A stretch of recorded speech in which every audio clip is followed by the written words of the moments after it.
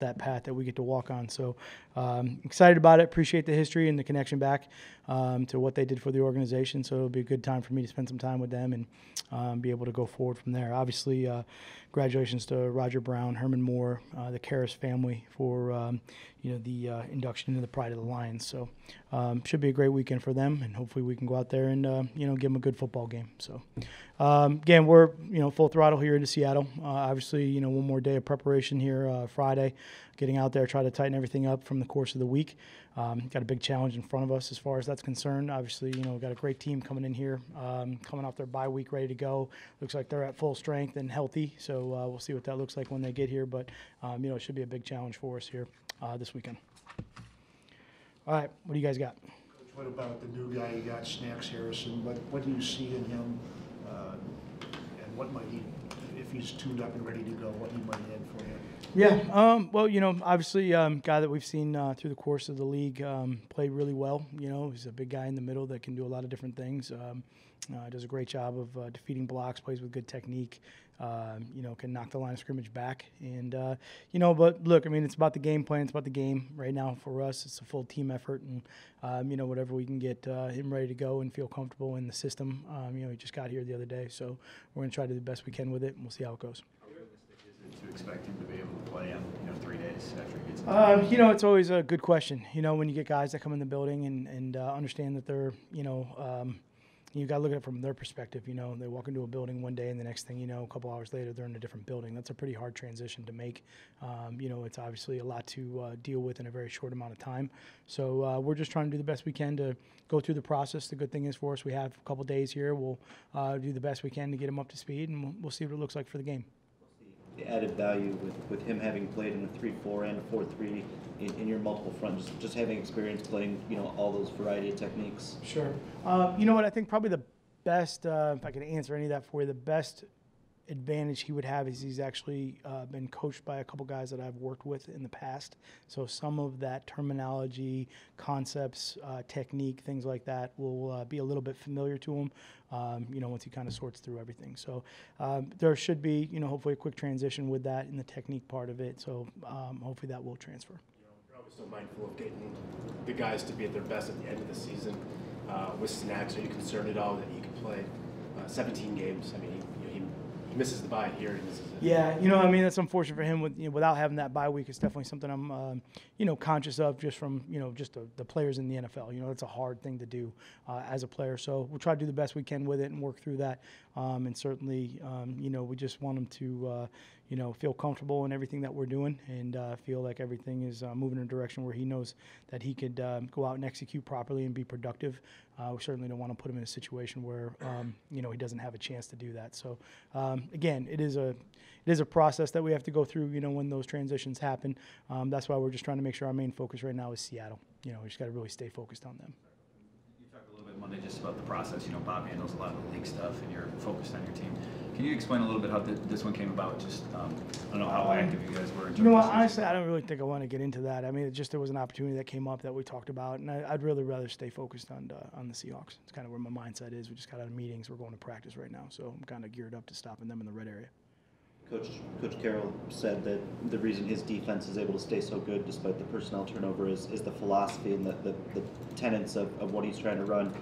I asked him what those were, and he said no. So I was wishing you guys took some good notes for me so I could see that. He said he was going to give me a call. So I'm curious from an outsider's perspective of the organization, what do you see as the pillars of what they do? Yeah, I think it starts with him, obviously. Coach Carroll is he is just that constant in everything that he does, and he believes in and he preaches to that team. You see his philosophy transcend across the board, special teams, offense, defense, that competitive nature. He's a very competitive guy. He loves to compete. Doesn't really matter if it's football or outside of football.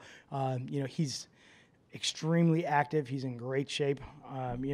This guy is, I wish I had the motor he does. And you can just see that transfer to his team, in the way that they attack practice, meetings, the games. So I think fundamentally that's kind of the foundation, and then they build on from there. Obviously extremely smart, and understands the different schemes that he wants to run and how he wants to adjust them. And he's been in a pretty consistent scheme up there for a while.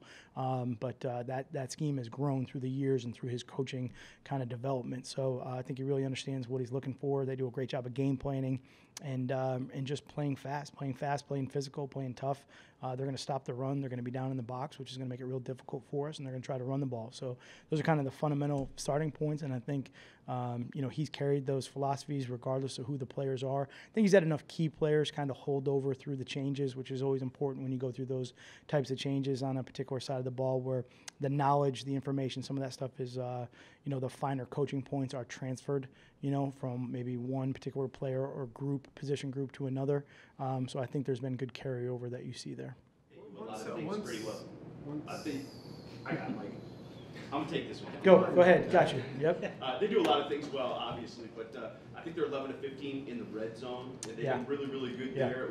What makes them so hard to defend there, and how big of a challenge is that? Yeah, it's a great observation, and that's the biggest issue that we have today for practice. Is just their ability to, number one, they're right now doing a great job of running the ball. The ball gets downhill.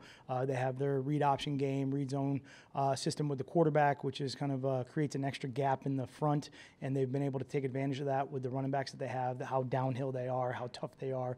They kind of come right off the offensive tackle and just get vertical into the defense pretty quick. If you overplay the quarterback, there's too much space. If you underplay the quarterback, then he obviously can get out into space. So you have a run problem there generally just to start. Then I would say with their skill players, the vertical speed, that they are able to put out there with Lockett and Baldwin and Moore. They do a great job of taking advantage of kind of the high red area, fringe area, where they're going to put the ball vertical into the end zone before they kind of run out of that space to be able to do that.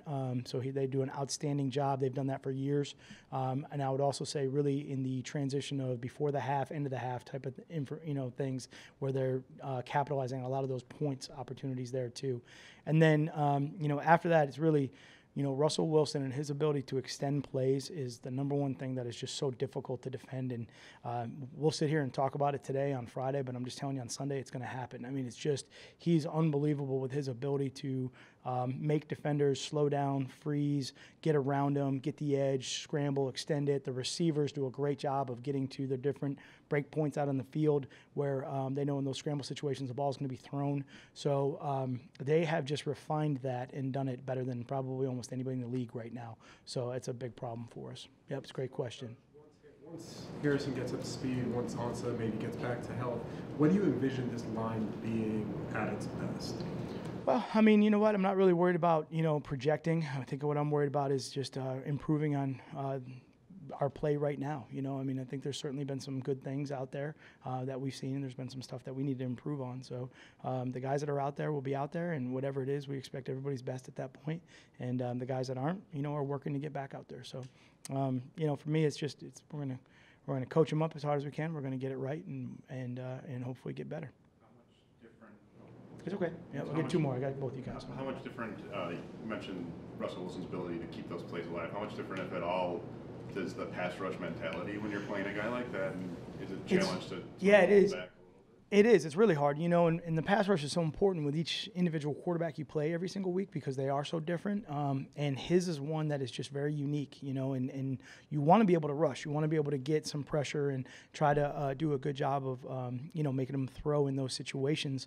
But honestly, if you just get a little bit out leveraged, or even if you think you have leverage, he's athletic enough to out leverage you. So it's really a fine line. It's very difficult to kind of replicate and practice. And it's one of those things where when you get in the game, sometimes the game speed just makes it a little bit more difficult to kind of defend than what you thought. So it is really that's the biggest issue is trying to get that good balance of how to do it and keep it with a good constant pressure, and then how not to do it and let him get out. And there's a lot of examples obviously of teams trying to do that, but he just finds a way anyways. Okay. As dominant as Harrison is and has been, how does he impact the guys immediately around him and specifically linebackers behind him? I think we're going to have to wait and see how all that goes down as far as his comfort level in the scheme. But anytime when you build a defense, just fundamental kind of thoughts, those guys that play big, play powerful, they play in a knockback mentality up front, generally that'll help clear things up for those guys behind them, maybe from whether it's a run read or pass read or just kind of occupying the space inside. That's just kind of with my background with some of those guys that have been like that in the past. Certainly it helps, but it's kind of interesting, you know, the linebackers, just look at the word, you know, they back up the line, you know, and the defensive backs, they back up the linebackers. So it really starts up front, you know, when you look at it, and, you know, they all play off of each other, and it's important. So sometimes it's just, you know, depends on the players themselves too, as you get more comfortable with a guy that you're either playing behind or playing in front of. You get on that same page. It may not necessarily be exactly how you drew it up on the piece of paper. It may be a feel thing after a while. And, you know, we've all seen those situations come up where guys just play together for a long time and they play off each other really well. So we'll, you know, hopefully get to that stage here at some point. You know, we're just kind of got to start at the basics and go from there. Okay? All right. Appreciate it. Thank you.